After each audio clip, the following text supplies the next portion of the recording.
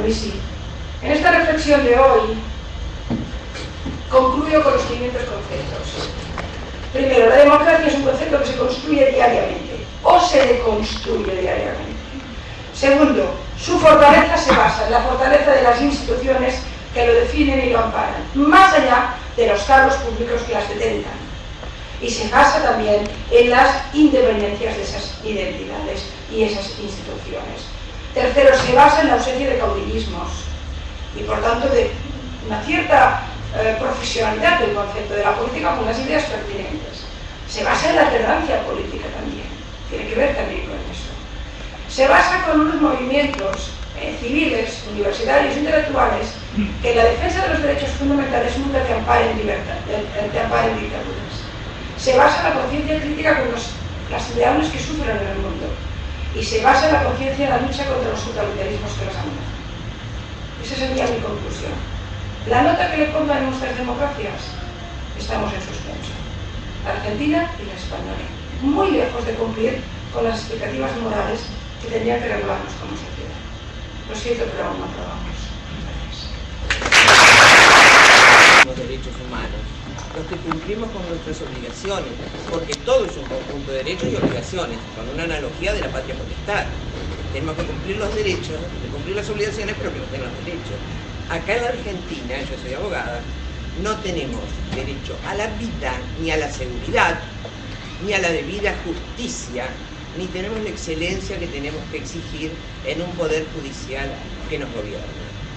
Nosotros tenemos que exigir excelencia, tenemos que exigir control del desarrollo de la justicia.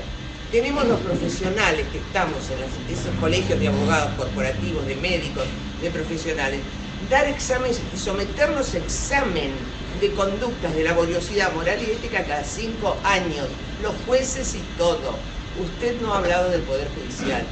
Cuando yo era chica, hace 100 años, los jueces eran maravillosos, impolutos, laboriosos, morales y éticos. Los admirábamos todos, sin cuestionamiento. Ahora tenemos el mismo derecho a exigir que los jueces sean lo mejor que tenemos en la profesión. El mejor, que nos sintamos honrados de tenerlos como jueces, porque es una labor... Sí, no, yo creo que usted ha tocado central. Yo no he aterrizado en el Poder Judicial, pero he aterrizado en el concepto de institución. Es decir, cuando hablaba de las instituciones fuertes, hablaba también, por supuesto, de la justicia. Es decir, como dice una frase, si no me equivoco, bíblica, cuando callan los jueces aparecen los sables, ¿no? Es decir, la justicia es fundamental, pero de todas formas, cuando una institución como el Poder Judicial no tiene credibilidad, es porque la institución realmente falla, pero la sociedad civil también lo permite, y lo permite el ámbito de lo político. Vivimos un momento, como usted comentaba, de falta de autoridad. Mire, en la misma línea de lo que yo decía antes del verbo prohibir, y no hablé de jueces, pero hablé de leyes, ¿no? Nosotros venimos de sociedades que han sido reprimidas. Ustedes la teoría de dictadura, nosotros hemos teoría de dictadura. De manera que el concepto de autoridad es un concepto que nos repele un poco. Sin embargo, el concepto de autoridad es fundamental. Hoy en el comedor de casa es muy complicado saber qué significa ser padre o ser madre, porque estamos en un relativismo moral espectacular ahí. Es decir, o en un relativismo ético. Y en cambio es fundamental para ese niño que será educado como ciudadano que el respeto, la tolerancia e incluso la autoridad democrática, pero era un padre, incluso la autoridad del amor, pues funcione como Dios manda. Pero es que usted ha señalado el problema que tiene la sociedad argentina, y que en su momento también tuvo la española, no tanto ahora, del descrédito de las instituciones. No creen en la policía, no creen en el Poder Judicial, o no pueden creer porque está como está, no creen demasiado tampoco en el Parlamento, entonces acaban en manos de caudillos, que los salvan de todo. Y entonces esto es una política de vaivén.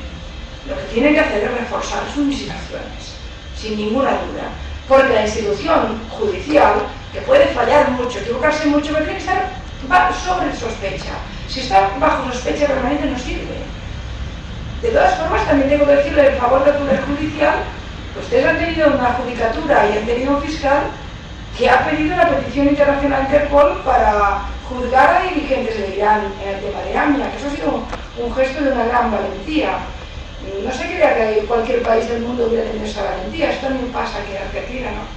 Es decir, a veces es ambivalente la situación, ¿no? Pero es sociedad civil, reforzamiento moral y ético y recuperar conceptos fundamentales de la democracia. No tener miedo a la autoridad democrática, no tener miedo a la ley democrática, no tener miedo a reprimir una manifestación violenta. Es que si tienen miedo a eso no tienen sociedad. Más. Sí, atrás estaba acá. Sí. Gracias. Dos preguntas de actualidad. Dicen viva Euskadi, pero mi marido es vasco, no es que yo no ame a Euskadi, el País Vasco. Pero no amo el fenómeno terrorista. Son unos tipos que en nombre de una patria deciden que pueden matar gente. Igual que unos tipos en nombre de un dios también matan gente. O Hitler en nombre de la supremacía alemana mataba gente. Es decir, o Stalin la mataba en nombre del hombre nuevo soviético. Es igual. ¿En nombre de qué? No importa. Lo cierto es que un etarra es un tipo que se prepara para matar, se educa para matar y que un día se puede matar. Y eso para mí es, primero es contrario a los intereses del País Vasco, pero además es contrario a la vida. O sea que mi posición personal es inequívoca, porque yo repito que mis textos son los que les he dicho, y el no matarás están derechos, ¿no? El fenómeno de ETA, ¿por qué fracasó? ¿Por qué se ha resurgido? Yo creo que, y aquí hay que hacer una autocrítica, la culpa del atentado es la acción terrorista, ¿eh? Nunca culparía a ningún político español de ningún color de ser culpable del atentado de ETA. No. ETA hace pone una bomba y es culpable de quien mata o de quien hiere, punto. Pero es cierto que los políticos españoles no llevaron demasiado bien la tregua. Yo creo que hubo mucho interés de baja política de utilizar el fenómeno de ETA para el debate político. E Inglaterra lo hizo mucho mejor con el tema de Libia. Tanto los laboristas como los conservadores con el Libia no jugaron. Y creo que hicieron un proceso muy inteligente. El propio IRA también se comportó mínimamente y estamos en una situación distinta.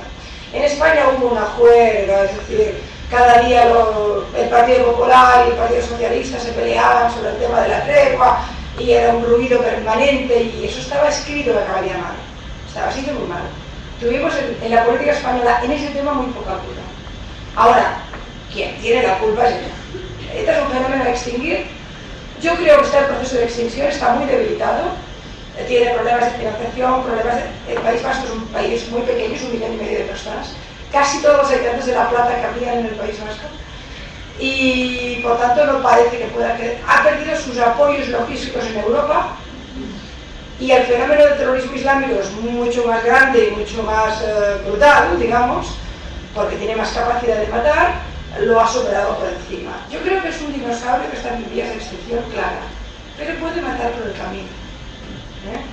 Pero ustedes aquí, yo soy una persona a quienes ETA le ha matado algún amigo.